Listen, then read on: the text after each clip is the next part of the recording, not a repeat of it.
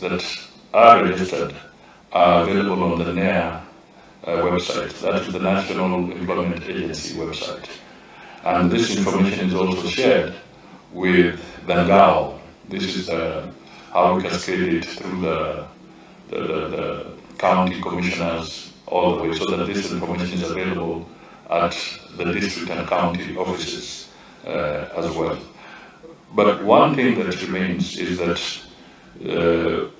through this National Employment Agency, there are regulations, and we are trying to weed out all the entities that do not fit the bill, that are not fit for purpose. So this is an ongoing process, and we are also ready to receive any further ideas on how we can tighten the noose around the bad elements from this House and other Kenyans.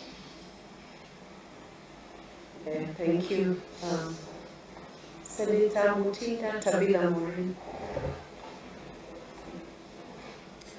Thank you, Madam Speaker. Let me start appreciating the Prime Cabinet Secretary for the good job that we've been doing as far as digital literacy is concerned through ICDL. I take this opportunity to appreciate you. Also, just to inform you that I'm the owner of the Labor Migration Management Bill that you just mentioned. It's my bill, and we can be able to work together to solve these issues. Two questions that I have. What MOUs currently do you have in your office with the Gulf countries where our people are working? And are there any rescue centers in these particular regions? Thank you, Madam Chair.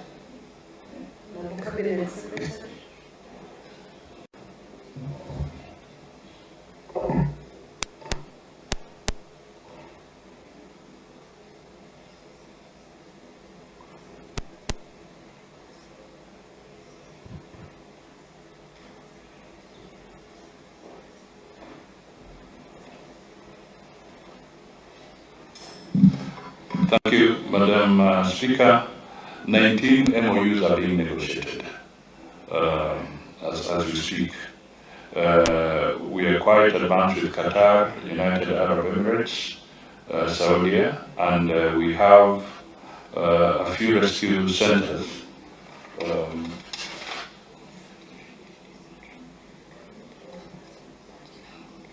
We have a rescue center in Saudi Arabia. And the other one, Madam Speaker, is that we are looking for resources. And this is a conversation we've had with the budget committees to be of Parliament to be able to obtain resources so that we can put up more rescue centers. That is one of the biggest challenges that we face. But once we have sufficient resources, we shall roll out a few rescue centers. Thank you. Senator Mungeni Eric Okon. Thank you, Madam Speaker. I also want to thank the Prime Cabinet Secretary for appearing before the Senate to respond to the questions posed to the Ministry. Madam Speaker, I want to write on the question that was asked by Senator Mudavadi and ask a supplementary question. And I want to make a disclosure that I did raise this matter before the Prime Cabinet Secretary, so is aware. And I thank you for having accepted to receive me when I went to raise this question.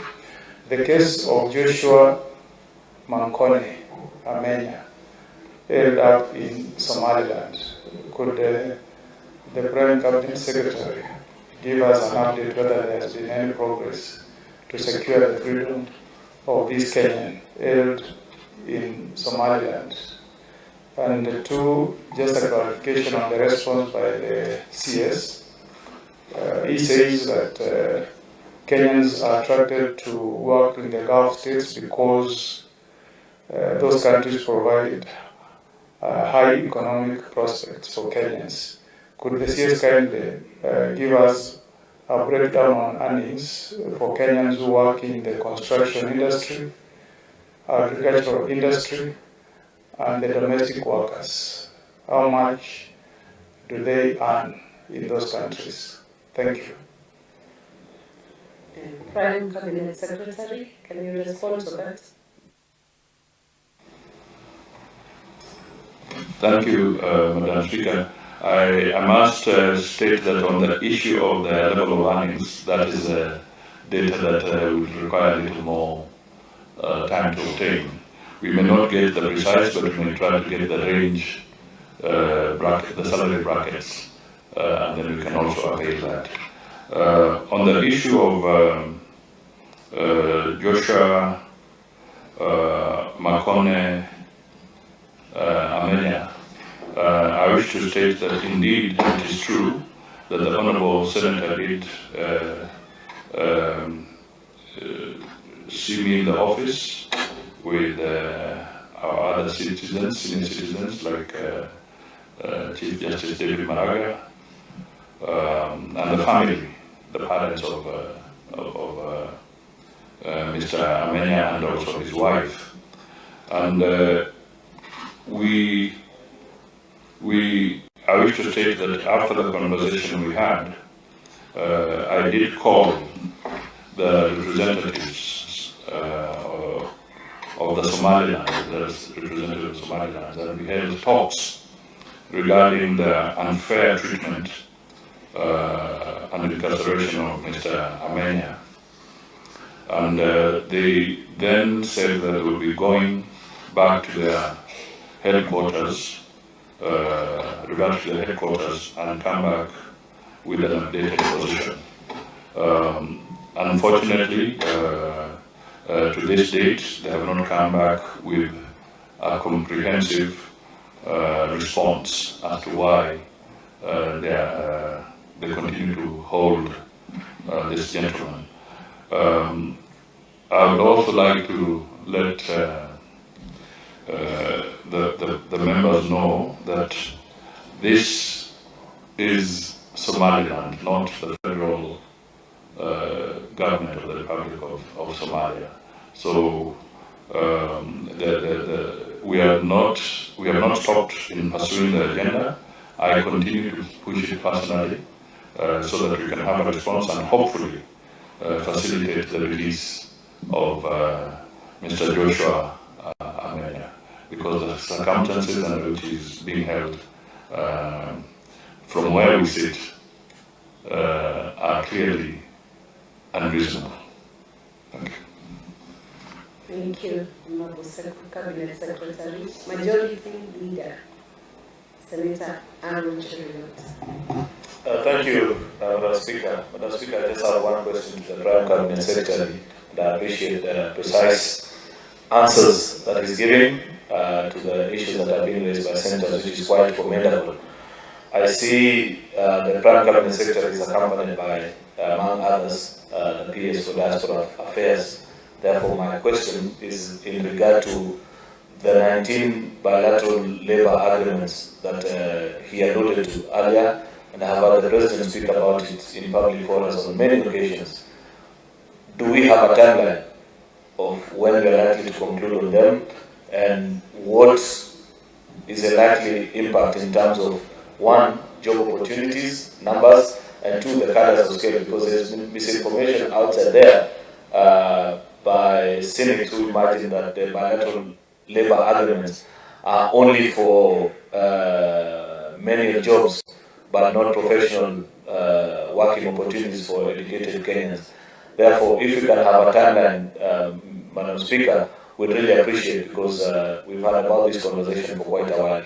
Can he give a commitment before this House that by such and such a time we'll have concluded on these agreements? I know it's a cross-cutting issue between his ministry and that of Ministry of Labour, but that's where his cap of being Prime Cabinet Secretary comes in handy, because his duties overlap as well. Thank you, Madam Speaker. Prime Cabinet Secretary, please. Thank you, Madam Speaker.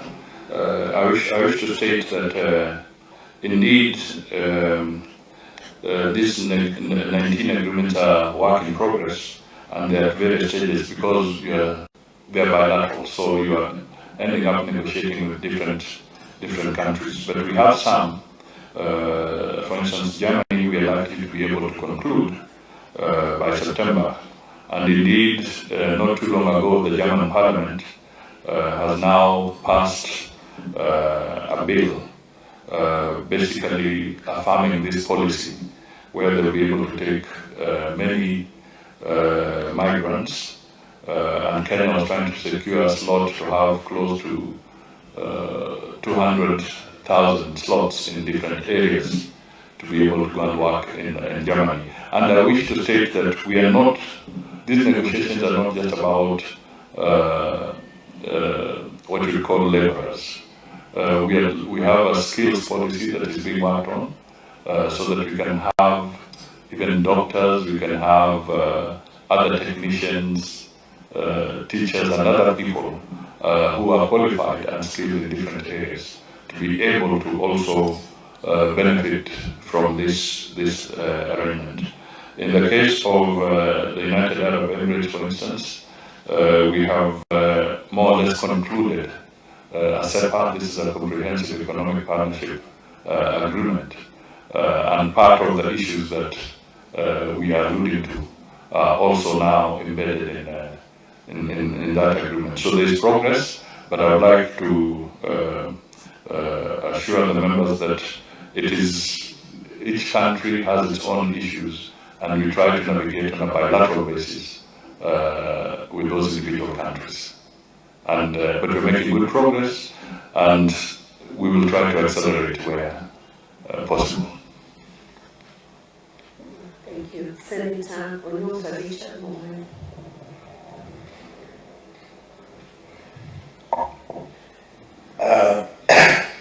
Thank you, Madam Speaker.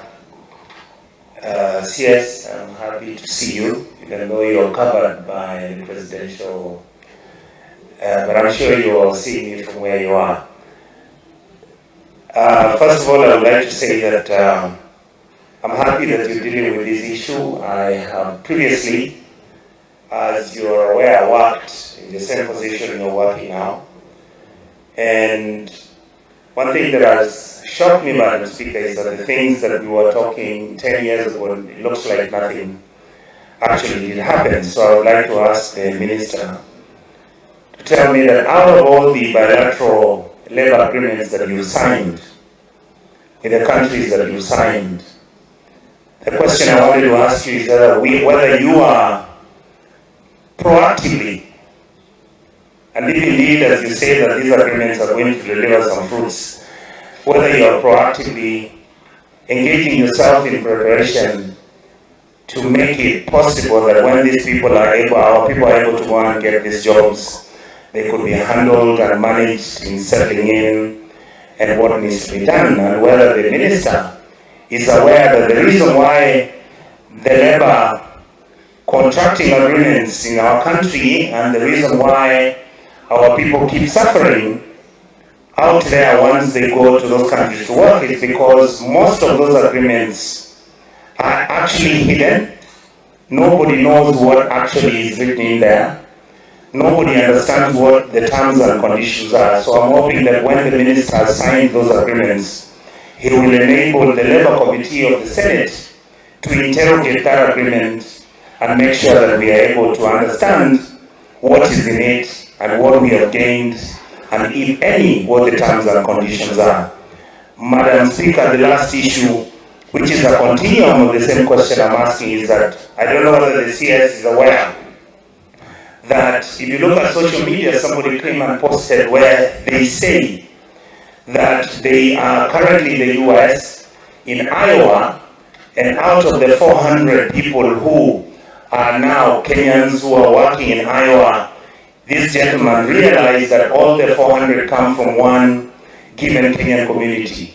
The question I wanted to ask the Minister is whether he's aware that his government is recruiting individuals according to their tribes and shipping them over to whichever country they are going to work, and whether he is trying to solve that problem given the fact that Kenyans are expecting equity and fairness when these opportunities come, particularly given that many of us in the Senate represent the county governments.